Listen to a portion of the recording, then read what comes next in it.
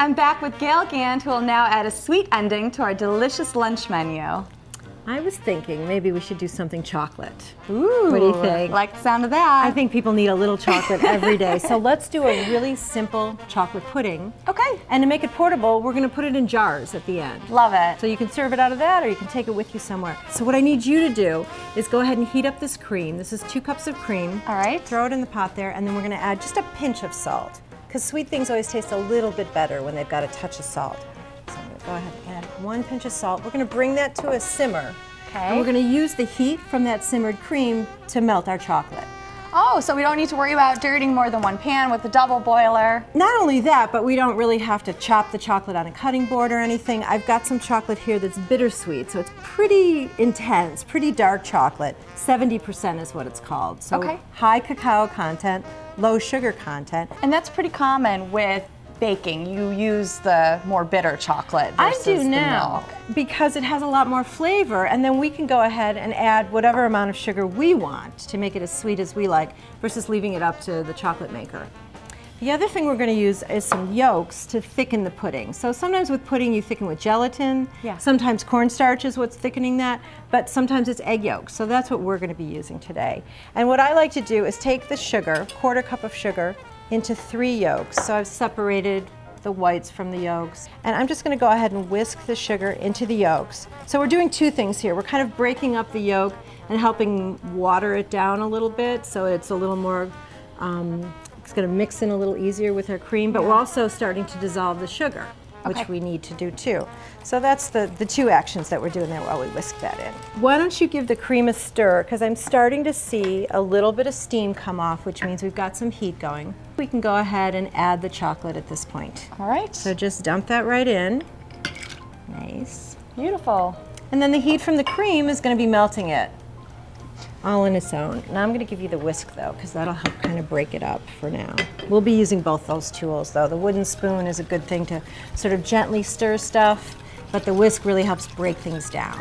I think it's a good time we can go ahead and add the yolks. What I'm going to do though, to get these yolks used to that hot temperature, if I poured them right in, we'd end up with A weird chocolatey omelet. scrambled eggs. Yes, I don't think we want chocolate scrambled eggs. So what I'm going to do instead is just take a little bit of that hot cream, add it Give to you the whisk. the yolks, and this is going to help them sort of get used to where they're going.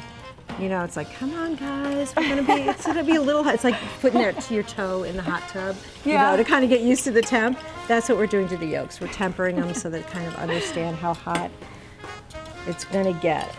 And kind of And we go. diluting them so that, again, they don't scramble or anything like that. Great.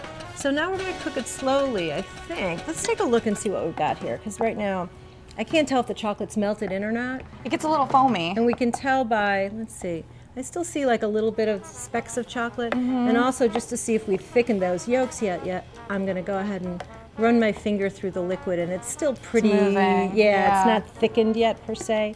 So I'm going to let you go ahead and whisk a little bit more. Okay. So we're looking for pudding consistency. We don't want it to be runny like a chocolate sauce. Right. Though that wouldn't Or be hot bad chocolate. either. Right. We could dip strawberries in it or something. But we do want something where the yolks have been fully cooked, and then once they chill in the refrigerator, they're going to set up like pudding.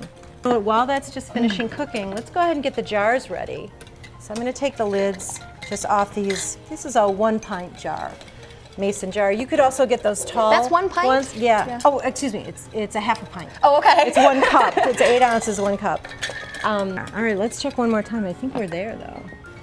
Yeah, it's really look how looking beautiful nice and that thick. looks. Okay, and then I'm gonna run my finger. Yeah, and it's not really filling in. It's staying pretty defined where it is. Gorgeous. So we are there. So let's go ahead and pour it in. But you know, if you're not comfortable pouring right from the pot, you might want to get yourself something with a pour spout. Yeah. You could ladle that custard into that and then use that to pour. I'm gonna go ahead and pour these ones. All right. Now it's pretty hot at this point, so we do want to let it cool, maybe like 10 minutes before we throw the lid on, because it's going to get some condensation built up in there if we throw the lid on right away. This is our final product, our chocolate pudding in mason jars, your chocolate pudding in mason jars. Thank you very much for sharing this delicious treat with us. Sure. Hope you guys at home keep this in mind for your next picnic or even your kids' school lunch.